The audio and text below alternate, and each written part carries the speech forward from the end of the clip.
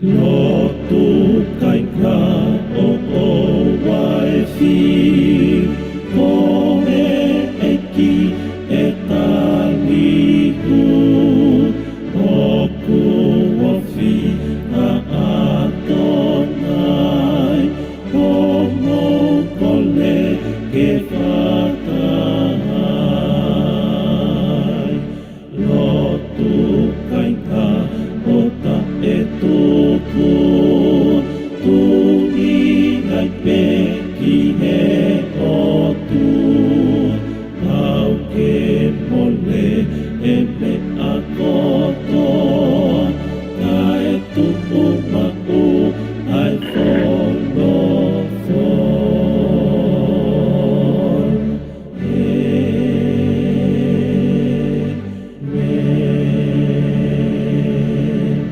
Ke tau lotu. O tua mafi whawhetai pa te whawhetai ma moi a whakakoloa koe o ki onu mai pe ke hoko atu e pe ma wako pe me toi tapu ma onu mai pe ke tuke lau maria ma ni ki ni hanga o fongi whakaloto la hia ki mau tolu whakasino whakatamai kai fungani hake ho mau ngahi lau maria tau pe kina ki nau tolu ko toa pe mea mai he o pe si ngai fungai tamai si ngai fungai whae nau tolu ko toa pe kau ngā karistiani ko mau kau whataha i proklama ko toi tapu e ahoni tuke hanga he lau maria o fongi pa whamaama ki mau tolu e wholofola ko ni ko ngā koe pirikimi ko mau whai mei taimi ta o sia i tāte tu mau whanonga ki ai wafa o Sisu Christ ka ko mau whamo ui e meni tapu ki a whio o tuai o tau loto ngā pe ko kore pe ke hufanga pa tapu tau a whaki atu pe me he tau proklama ko toi tapu whakawike platform e tau pe mo koe Sisu a tā ke utaitari filelei fia ki mau tolu ko toa pe mo bea mai he o pe si kau ngā pirikimi, kau ngā karistiani, si ngahi whawhungai tamai, ngai whawhungai a whae, mālo e tau mo ngāwe mi a pina, mālo e fua ngai whatongia, me i tōkanga, i kau tangataka, mai kau whawhine me whalehanga, me ngā tai, me ngāwe a ngā pewhe pia whetu ke mea me ai, ke whanongo mai me ai ke tau porokalama a koe ni taritari fia koe, ki mō me nidi mua whainga maare ke tau whanongoa e wholofola mao ni one ai ki, ke ne hanga hunuaki, ke ni hanga whakahino hino, ke ni hanga whakamama, hulu e vai halau tau whanonga i, ko ngā pe koe whanonga pirikimi, tau amanaki kotoa, ko tau whanonga ki hei tāneti, tau whanonga ki ai. Ko e resoni o tōke whai mea e tau akoto i tapu e aho ni tō pia me he whakama motu apa, me sāme, fitu taha, tako vesi ulua ki ke vesi ono. Tonga yanko e sāme fitu taha ia, whanonga ia au ke vesi ua whakau tau, tō mai pia vesi ulaki ki he vesi ono, e sāme fitu taha, whai pia i e tau akoto i tapu, whai whakaloto lahi aki, kai ki ngā tai toko nia ki mau tolu, te mo malanga i ai wholofola koe ni, vahe, ngai whiohi anga paki, ha pia whenga whiohi anga, kai ke whawhetai tukuange ngai wholofola koe ni, ke ne rea mai ka te tau tolu whai ho tau whakaloto lahi, e kuonga whakaosi koe ni, o tau whanonga i he māmani koe ni. Tala noa pia kau whakatotolo toi tapu, ko sāme fitu taha mata, o sāme pia a te evita, i hene taureke re kā, tau hangi tau hetingi e tau wakoto i tapu e aho ni ko sāme fitu taha, ko tala noa ia ko e lotu a e taureke reka. Pako pehe he kau whakatotolo toi tapu e ni, ko taimi eni na e taureke reka i a te evita, ko taimi pe eni na e hanga i Absalome o hofi, hanga i Absalome o hofi a whanua lotonga kei tui a te evita, a kamata ke taure ke reka, pa ilonga pe tala noa e whatu sāme, pa mo content, pa mo e ufo e sāme fitu taha, ko e rea nia toko taha, hau sia, rea nia experience, ko e rea nia toko taha, kai ke toi veive iua e ne tui, pa mo ne whalala ke o tua, ko e rea nia e tau kei, ko e rea nia toko taha, ko matu o tu a whakalau maari, ko tafunaki, pa tupulaki e kresi, pa mo oni, mo maa oni hene moui, uhi ngai to hangai o tu ai ai tala noa sāme fitu taha pe ko heting pe ko kawe inga ia o tau ako to tape a ni koe lotu ai tōre ke reka ai ko uhinga ia ke tō taha ko matu o tu a hono lau maari e ne whio pe mo ne falala mo ne whawhetai Pa te whatua ia taanga ko ko Sami fitutaha ke whakaloto lahi kia te tautol kaunga karistiani whakamatu o tua e tautui. Hange vrea kia Paula ke whakatupulaki i tautolo tupu he keres hau sia e mo i tangata. Sai kau laulaua pe ngahi vesi o tui e tokoni peka ki tautol tau koufru pe ngahi vesi mo tau whakauhinga hange pe tauanga maheni ki ai. Ma tu ke lotu ai taure ke reka toka vai toka taha ko ma tu o tu ko whakaofi ofi atu ne whanonga ki whai toka. Taimi whaofi ofi ko taimia e tau kei.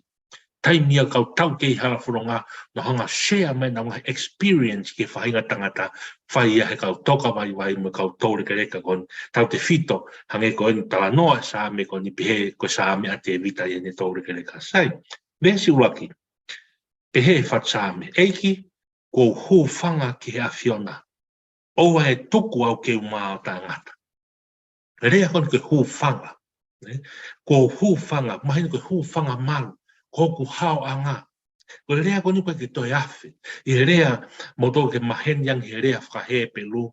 Ko whainga rea imperative, ko whainga rea o koe ke hange ha rea ko ui whauri riu mo pe mori tonu ke tonu sika. Hala tonu sika. Koe ke toi awhi. Koe ke toi peku ia, pe koe ke toi whaka ape. Koe ke toi whaka mahamahalo. Ke tua i ki fwoi laine uluaki ko ni unio stala teu ko toa a Sami fiduta. Eki, ko hu whanga ke a Fiona. Ko hu whanga, ko rea ia e tui. Ko rea ia e a usia. Ko rea nia toko tahana ne whaka mahamahalo mai pe halau hange ko tala noa.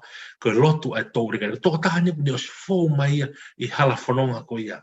Toko tahane kuni os fōu mai i ngahi a whainga taa o taimika nane i loi hono hao a ngā Sihova.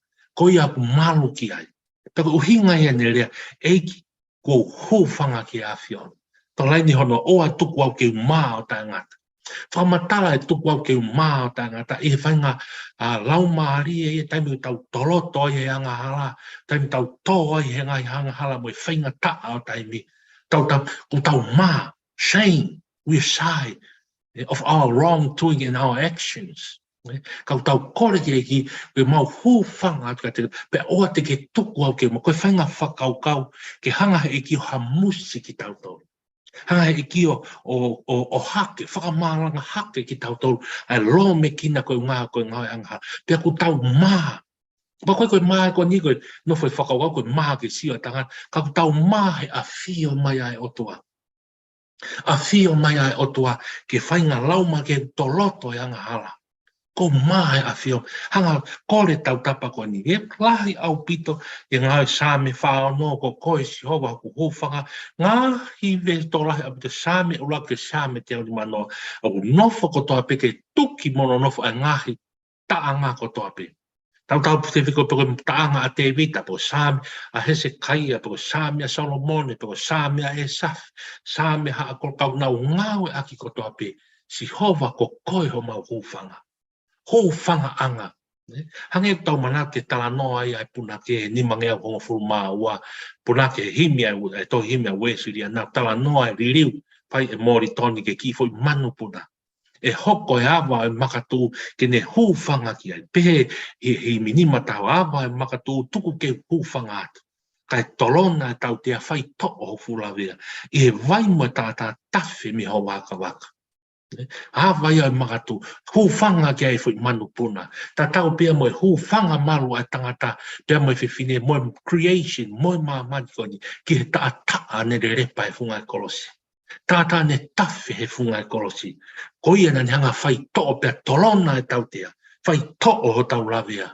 I he vai moe tata, ne tawhi me waka, koe hu whanga anga ia karistiane kotoa pe. Ka maari au pito ko tui, lahi au pito e ngahi whakauhinga ko toa ke tau whai ki, mana tui ko taanga e. Ko taanga e pa kuloloto whau, te tau hange whakatatau he kau whakatotolo te tapue, taanga e mo ngahi Sami ha fui tai amoni. Whe pēha turiki te ke mamata pēha i o tapa pēha tai amoni a kon. Pehe pēha tau whakauhinga i ngahi Sami.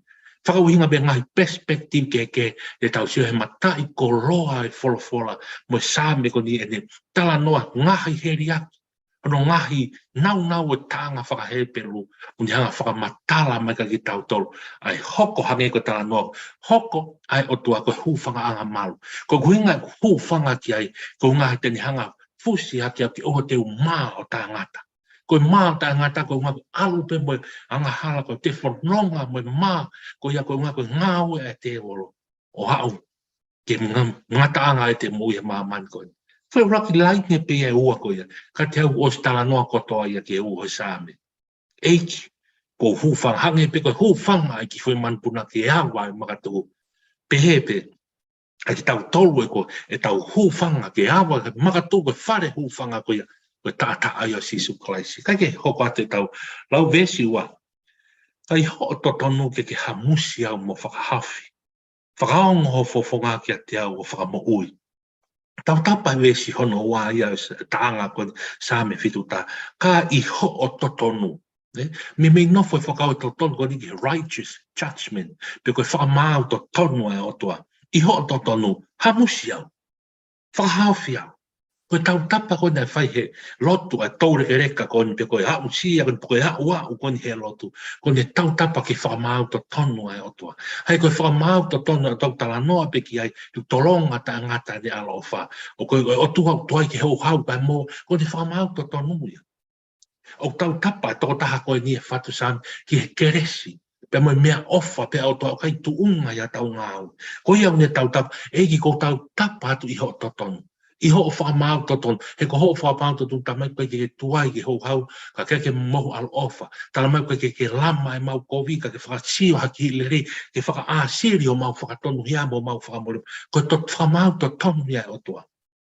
Koe whakamau toton ia o tua, o tau tapa ke e whatu sāme koe ni. Hamusi au, whakahauwhi au, hamusi koe whainga rea, whakawawe wawe, whakahauwhi, ko stoloto au hanga, wawe mai o hamusi, o te tuai, he teu auha, teu maa o tai ngata. O te whakatoa tuai e ki whakahauwhi au. Koe ki hange, ue tau ngahi mo ue aho ni tau toloto, he ngai anga hala, me ngai whaingata, pa tau oa pera tō nofo e whakataupi, koe ke whakafoki ki tau, ko tala noa au nia, ko te whakatau malapa, ko te tō he ngai hamusi au, mawe, foki rewa, te ria nā tō mui. Hoko mai e whakamau o tau ke toloto he anga hala, o tau toloto ai he maa mani koe. Vesi wai, ai ho to tonu ke hamusi au. Whakahauwhi, kai ke ngatai, whakaongo ho fofonga ki a te au o whamui. Whakaongo, whakaongo ho fofonga ko me mei nofo whakaukau ke rea tonga koe hāngai o fofonga mai. Hāngai mai no nei, hāngai kehe, pina sio kehe o tua me te tau tolu, whemau ke hāngai hake o fofonga mai, hāngai o fofonga. Fofonga mai ki a te au pa ke whakamo uia. Tai me hangai fo fonga mai ki te ne whai ho tau whaka me ia ne tau tapa ke ai whatu sāme koe. Te ho to tonu hamusia, whakahauwhia, whakaongo mai ho fonga ki a te au, whakamui hangai o fonga, o te ki sio kehe mea te au atua.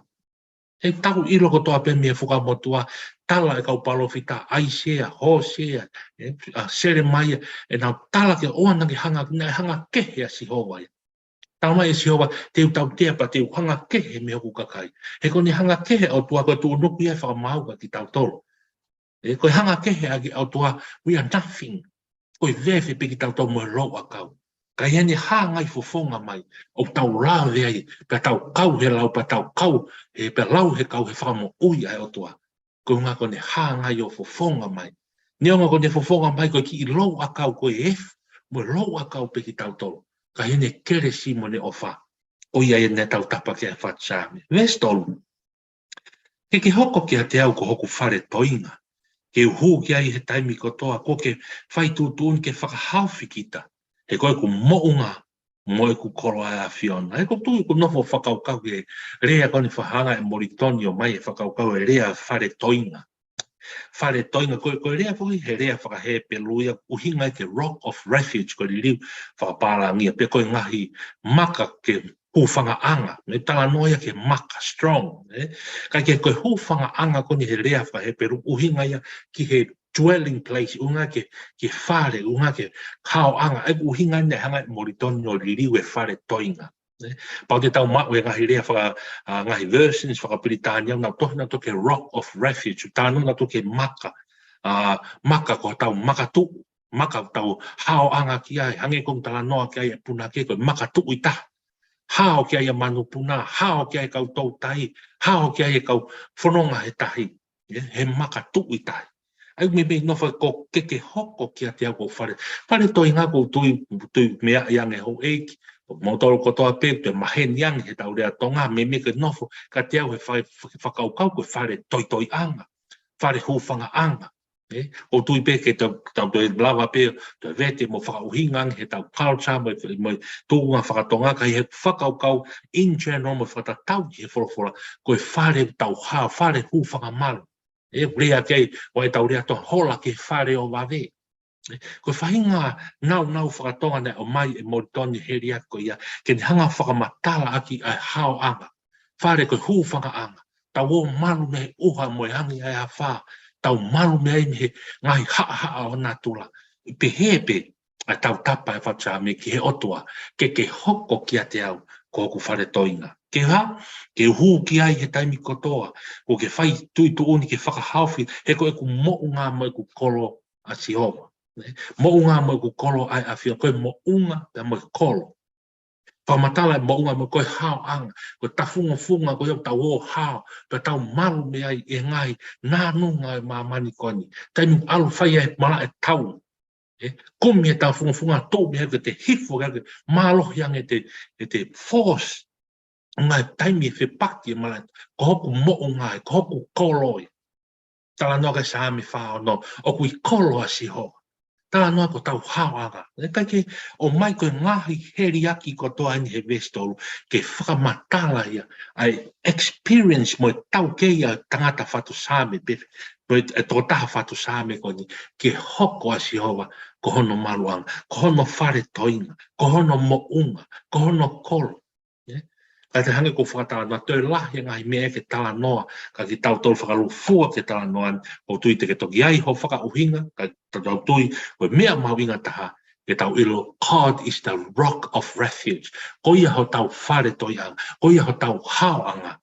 O kai ke ngata pe ia, e ngai nā nunga e mamani ko ni, ka ko ngā ko pāre kina ki tau tōru, ko ngā ko ngāwe e hanga hala.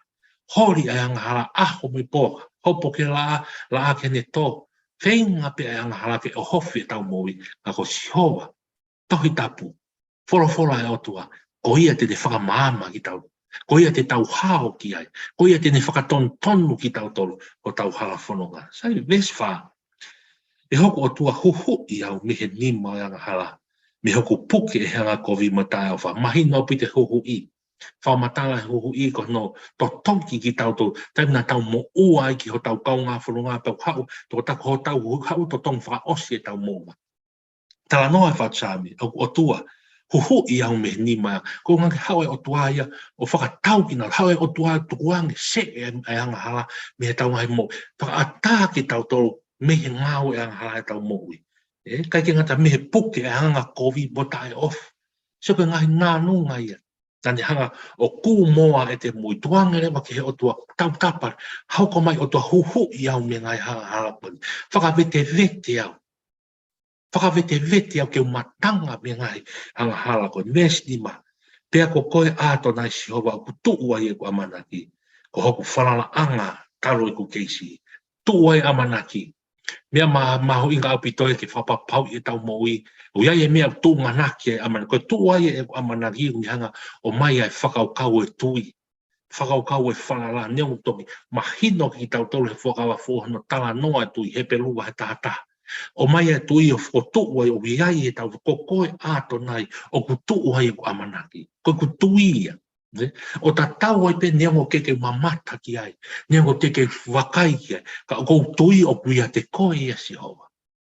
Tala noa kai puna ke, koe whanonga piri kimi tau whai i tāni he mahamani ko ni, tau mai kono tau ke iko kalaisi. Koe whanonga tau whai koe ke tau whanonga hapoto mo tau i, kau tau ilo te tau ikuna, te tau au sia e mo i tangata, koe ngā koe tāki mua ko sisu kalaisi. Ko ia e kapiteni, ko ia e tau ke i hala whanonga. Mesi ono, talu hoku whanau i mo ko tuu koe pou e a whiona pe. Ko koe ia na e to'o au mi he whatu e ku whae, koe ku hiwa aki koe. E whai mau pe. Tala noa ke ai puna ke ono ngea o maa no himi a wesirian. E ki te hiwa pe ho o whae aho mo i pō kotoa.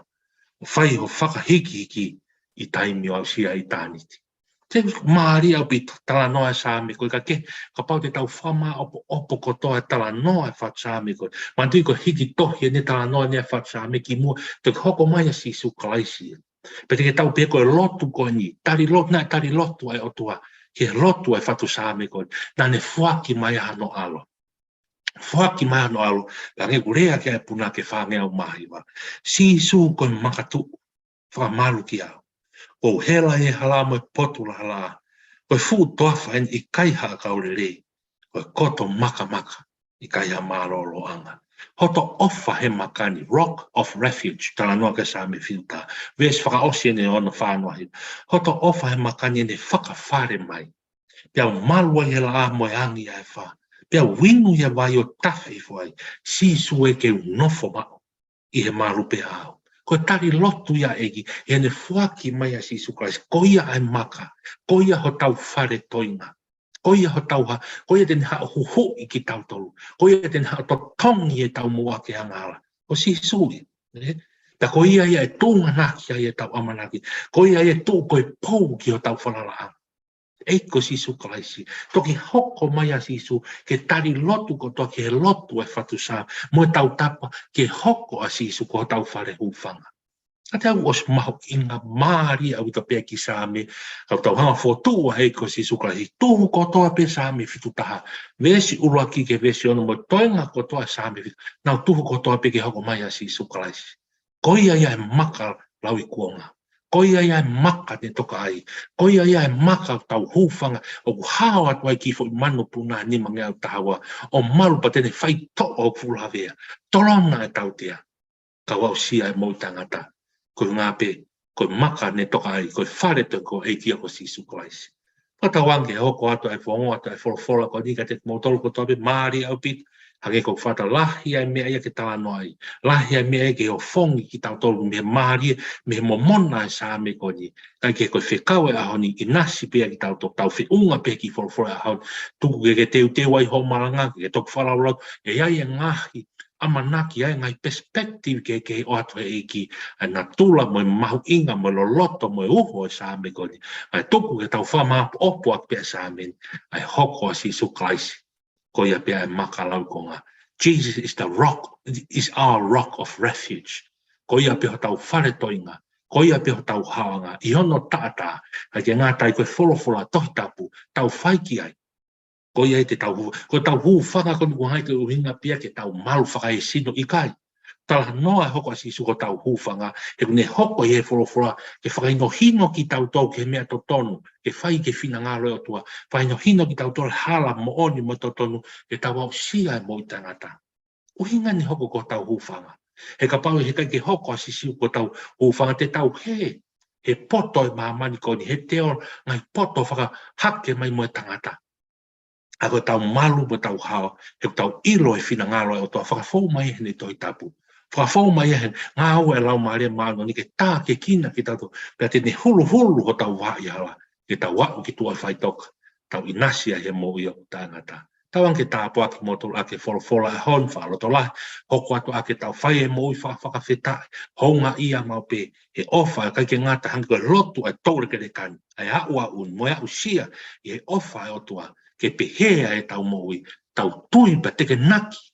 E tau mo'ui, ave e tau tui ma tau whalala, o tuku ia ke Sisu Christ, ko ia ho tau whangahanga. O toa mawhawhetai e mau wholofola, whe whakaloto lahi, ka te ki mau tolu, ni onga whe pāre kina ki mau tolu, he whanonga anga o taimi, ka mau ilo whapau, ko Sisu peho e mau makalau kuonga, ko Sisu peho mau hao anga, ko ia pete ni tataki I mau tolu e hala whanongani, ke mau au sia I tāni tu mau whanonga ki ai. Tāpoi kina ki nau tolu ko toa pek mea mai he o pēsi, ngai tamai, ngai whae, kau whaifukau, kau setuat, nau whanonga mai ke wholofola, ke hoko ai, eiko Sisu Christ, ko ia ho mau makalau I kuonga, ko ia ke tōnga nā ki ai mau whanala mai mau tui, ka mau tau whanua, ka mau au sia mo I tangata, wawhau Sisu Christ, ka mau whamu ui. Amen. Māloa pita mo mea mai, mo mea.